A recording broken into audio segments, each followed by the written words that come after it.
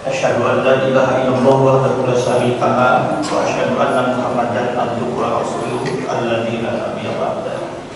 Ya ibadallah, usikum wa nafsi bittaqullah wa ta'atihi la'allakum tuflihun. Ittaqullaha wa la tamutunna illa wa antum muslimun. Jamaah sholat asar masih besar kaum muslimin yang dirahmati oleh Allah. Tema kita sore ini tentang ridho ilahi.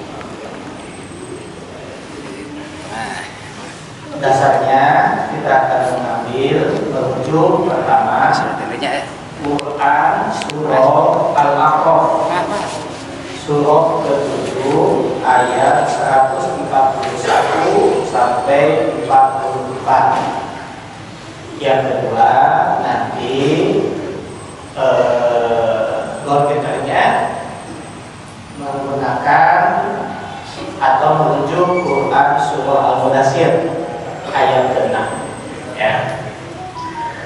Tapi tidak ada semua. Itu dasarnya. Tapi nanti tafsirnya menggunakan tafsir Abdul Mansur karya Jalaluddin Asy'uti ya, yang pendekatannya lebih ke il maksud lah ya, pendekatan tafsir. Baik, jadi sampai jam 4 ya, jam 4-nya di Semarang, jam 6-nya di Batu Ulang. Agak dimakan logat dan terima kasih ini kepada imam besarnya, ini asalnya di kudeta dulu. Salah bahasa untuk sore ini agak lusuh. A'udzubillahi minasyaitonir rajim. Bismillahirrahmanirrahim. Di ayat saya tetap dulu aja langsung ya. A'udzubillahi minasyaitonir rajim. Bismillahirrahmanirrahim. Wa wa'adna Musa thalathina laylatan wa atmamna bi asri fatamma miqatu rabbih arba'ina layla. Wa qala Musa li akhihi Harun akhlifni bi qaumi wa asli wa la tattabi sabilal mufsidin. Walamma ja'a Musa limiqatina wa kallamahu rabbuhu qala rabbi arini anzur ilaika qala lan tarani wa la yanzur ilal jabali fa in istaqarra makanahu fa sawfa tarani. Alamma tazalla rabbuhu lil jabali ja'alahu dakkan wa kharra Musa sa'iqa. Falamma nafaqa qala subhanaka tubtu ilaika wa ana awwalul mu'minin. Subhanallah. Baik, ringkas saja. Nabi Musa ada janji ketemu dengan Allah di panggung di mana? Di Bukit Tursina atau Gunung Sinai, perbatasan Palestina dengan Mesir ya, yang diartikan dalam Quran waqti min zaitun wa turi sinin wa hadal baladil. Itu rangkaian tentang pelajaran sejarah ya. Nah, mengetahui bahwa Musa akan ketemu dengan Tuhan, akan ketemu dengan Allah di Bukit Tursina itu, maka seseorang ahli ibadah menemui Nabi Musa. Ya Musa, ya Kalimullah, wahai Nabi yang bisa berdialog dengan Allah. Begini Musa, ada berita engkau akan ketemu Tuhan. Ya, ini. Nanti kalau ketemu dengan Tuhan, kata ahli ibadah, tolong tanyakan kepada Tuhan. Karena aku ini selama ini telah melakukan kebaikan-kebaikan, telah melaksanakan perintah Allah dengan segala daya upaya, sehingga aku menjadi agak kerepotan, tidak memiliki harta yang banyak karena semua waktu saya gunakan untuk pengabdian kepada Allah.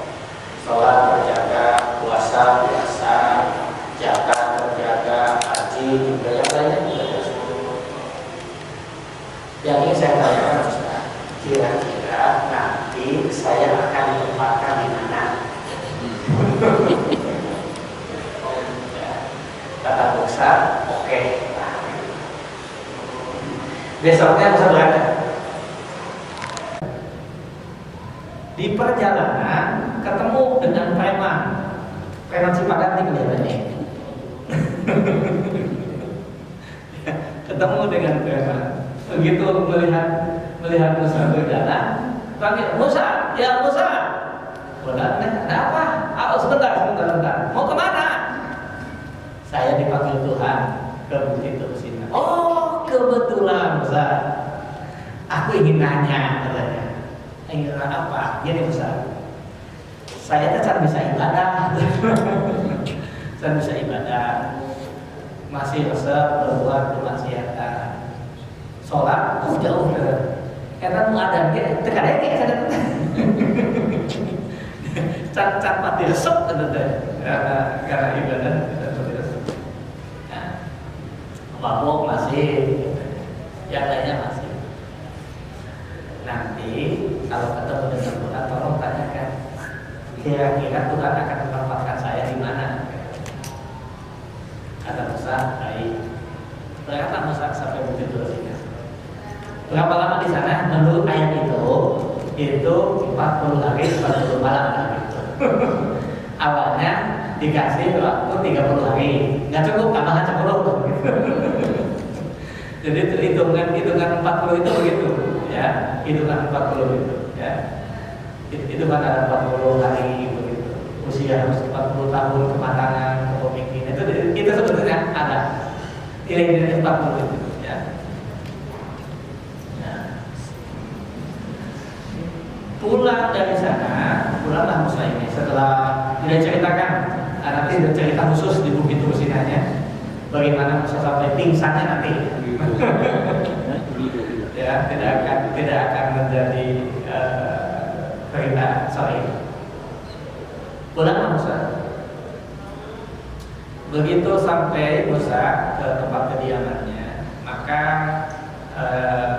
Musa besoknya menyampaikan pesan kepada orang yang ahli ibadah. Begitu datang, di mana Musa informasi yang didapat dari Tuhan, dari Allah. Alhamdulillah, engkau menurut informasi yang Allah menjawab pertanyaan kalian, pertanyaanmu, engkau mendapatkan tempat yang indah, tempat yang nyaman, tempat yang membuat hidup kita berbeda. Apa kata ahli ibadah ini? Aku sudah menduga akan seperti itu yang mendapatkan.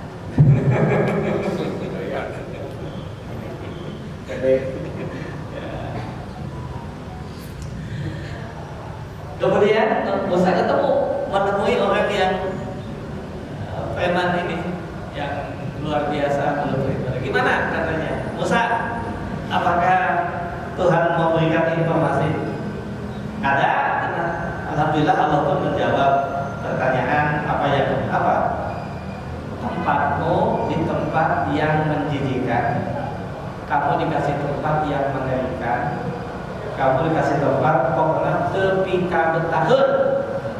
Alhamdulillah, kata preman ini, sampai dia joget-joget Pak. Nabi Musa pun kaget. Nah dia jadi selamatnya. Kenapa jadi begini? Ya. Ditanya, kenapa kamu begitu? Dia bilang, aku tidak peduli ditempatkan dimanapun. Yang aku bangga, ternyata Tuhan masih ingat kepadaku.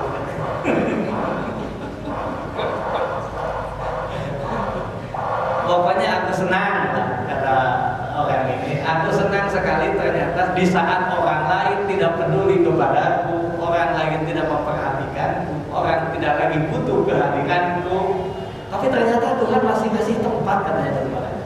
Aku senang. Tetap. Aku pokoknya bersyukurlah. Ternyata Tuhan masih ingat kepadaku.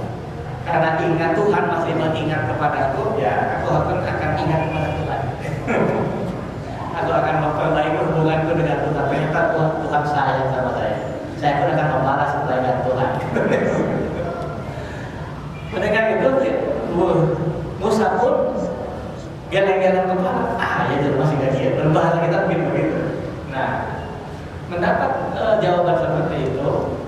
Kalau pakai bahasa kita, Tuhan ngirim email.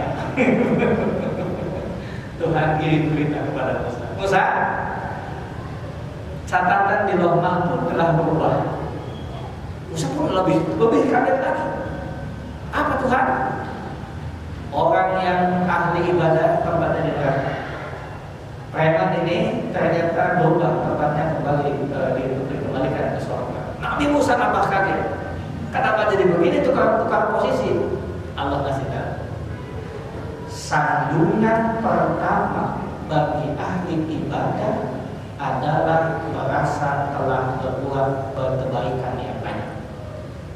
Itu sandungan pertama bagi siapa? Itu yang ditegaskan di Quran surah Al-Mudaththir surah ke-74 ayat 6. Ya. Di Quran surah Al-Mudaththir surah ke-74 ayat ke-6 dan ayat ke-7. A'udzu billahi minasyaitonir rajim. Bismillahirrahmanirrahim. Wala tamnun tastakthir wa li rabbika fasbir. Dan janganlah engkau wahai Muhammad memberi ibadah, melakukan kebaikan dan lainnya pantas memperoleh balasan yang lebih banyak. Jadi ini sandungan pertama bagi kita yang merasa sudah beribadah, sudah bisa berbuat kebaikan, sudah melakukan amal soleh. Kita merasa sudah berbuat kebaikan yang banyak. Dan ternyata bisa tukar posisi, Pak.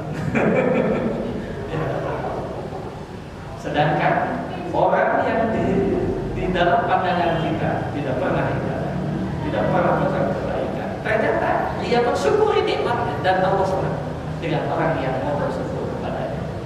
Tapi yang begini, yang jadi preman atau beribadah, kalau yang dahulu sama. Ulah jadi rumah jadi sengklek, ulah sama. Ya, ini ingin memberikan nasihat kepada kita, kebaikan-kebaikan yang telah kita lakukan selama ini. Jangan mengklaim bahwa kita layak dan pantas mendapatkan balasan yang terbaik di hadapan Allah. Oleh karena itu, pesan sore ini ingin menegaskan terus berbuat kebaikan. Jangan sampai kita merasa telah cukup dengan kebaikan yang telah kita lakukan. Karena boleh jadi kebaikan kita ternyata tidak diterima oleh Allah Subhanahu wa Ta'ala. Apakah kuncinya? Semua itu karena ada rasa sombong dalam diri sendiri. Itu akan jadi sandungan batu pertama, batu sandungan pertama bagi setiap ahli ibadah.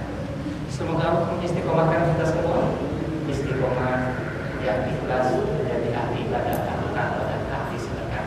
Insya Allah. Ini saja perkataan sore ini. Hal-hal yang kurang mohon maaf. Terima kasih. Assalamualaikum warahmatullahi wabarakatuh.